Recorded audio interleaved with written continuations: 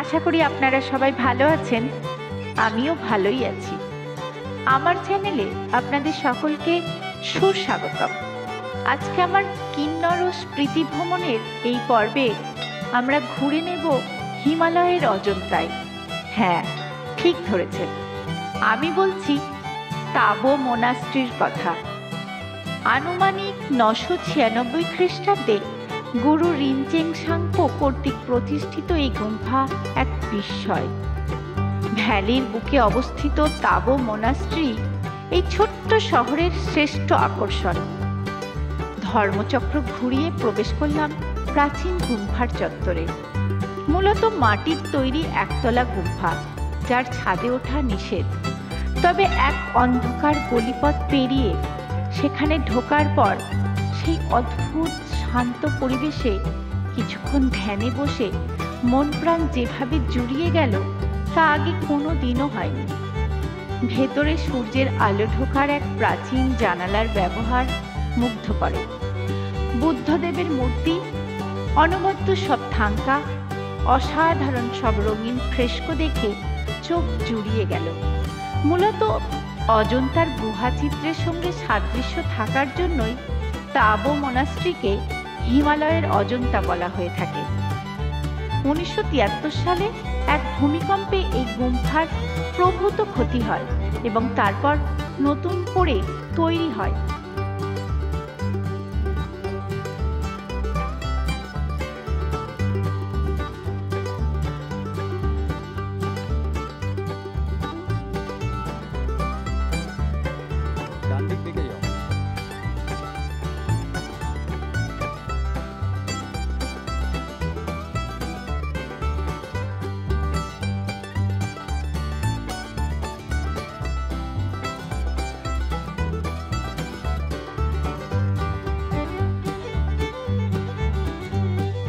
উপাসনা কক্ষ থেকে বেরিয়ে এসে গোটা চত্বরটা ঘুরে দেখলাম অনেকক্ষণ ধরে।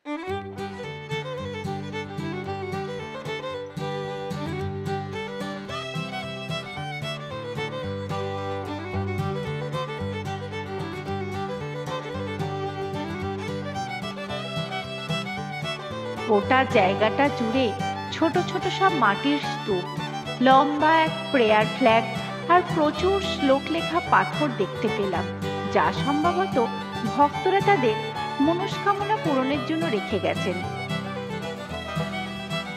চোখে পড়ল দূরে পাহাড়ের গায়ে ওম মণিপদ্মে হোম বাণী খোদাই করা। সব মিলিয়ে তাবো দেখে আমার মন ভরে গেল। এই চত্বরের পাশেই আরেকটি নতুন বিশাল উপাসনা কক্ষ তৈরি হয়েছে, যা ভীষণ রঙিন ও খুবই সুন্দর। আমার মতো আরও বহু পর্যটক তাবো দেখে যে মুগ্ধ, তা তাদের চোখ মুখ দেখেই বোঝা গেল।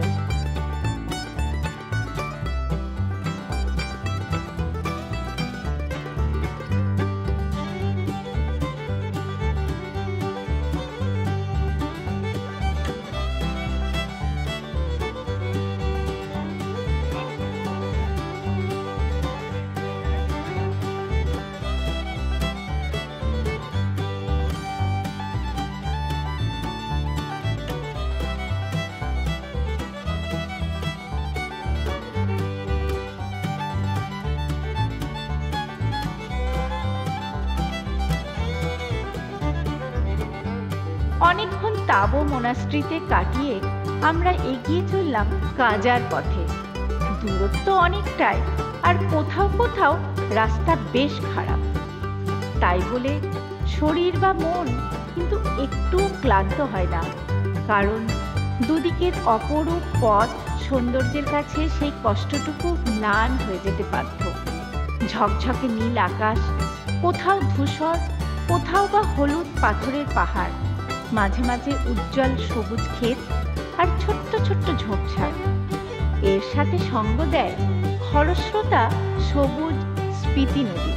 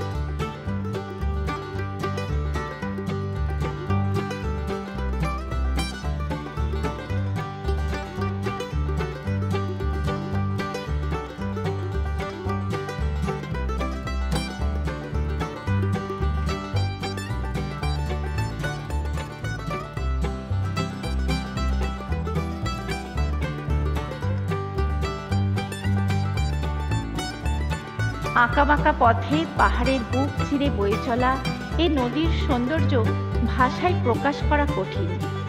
এই সব কিছুর ককটেলে যে কোনো ট্রাভেলারের মন যে মাতাল হবে সে আর আশ্চর্য কি। আমিও তো আর ব্যতিক্রম হলাম না। চোখ ভরে দেখলাম আর মনের ক্যামেরায় বন্দি করে নিলাম এই দুর্লভ মুহূর্তগুলো।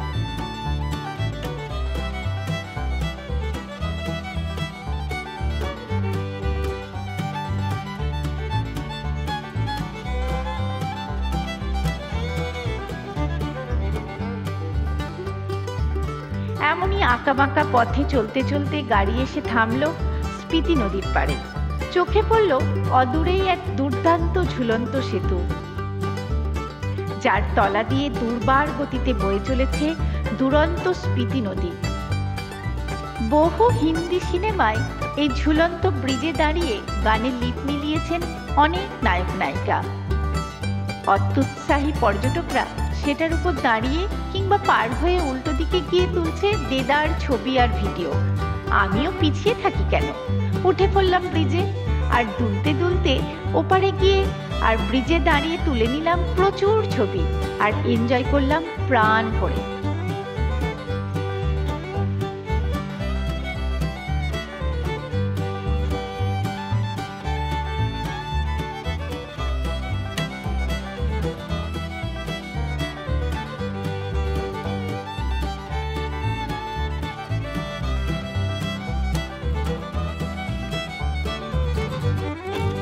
প্রায় আধা ঘন্টা পর ঝুলন্ত সেতুকে বিদায় জানিয়ে এগিয়ে চললাম আমাদের পরবর্তী গন্তব্য ধানকর গ্রামের দিকে। বেশ কিছুটা যাওয়ার পর একটা বাঁক নিয়েই চোখে পড়ল ধানকর গ্রাম। ক্রমে গ্রামে প্রবেশ করে দুপুরের লাঞ্চটা সেরে নিলাম। এরপর এগোলাম বিখ্যাত ধানকর মনাস্ট্রির দিকে।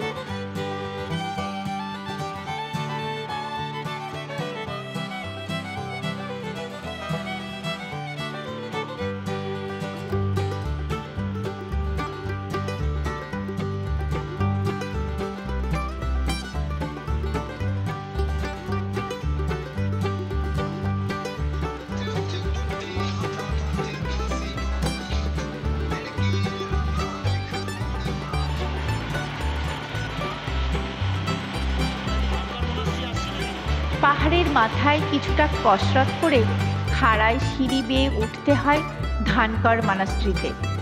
ডাইনে গুম্ফার সাথেই লাগোয়া মূল গ্রাম, যা ক্রমে ধাপে ধাপে বিস্তৃত পাহাড় জুড়ে। আর বৌদ্ধ শিল্প ও সংস্কৃতির অন্যতম প্রধান পীঠস্থান ধানকর মনাস্ট্রি, বাঁয়ে পাহাড়ের একদম চূড়ায় অবস্থিত। এখানে আছে প্রভু বুদ্ধের প্রাচীন মূর্তি, আছে প্রাচীন সব পুঁথি ও বিভিন্ন ঐতিহাসিক উপাদান। পর্যটকদের কাছে অত্যন্ত জনপ্রিয় এই গুম্ফা। স্পিতি ভ্যালির অনবদ্য প্রাকৃতিক দৃশ্য চোখে পড়ে এখান থেকে।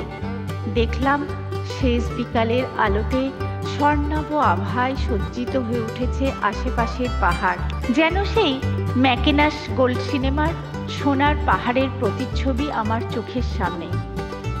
অপার মুগ্ধতায় বিস্মিত হয়ে গেলাম। ক্রমে সন্ধ্যা নামার সময় ঘনিয়ে এলো।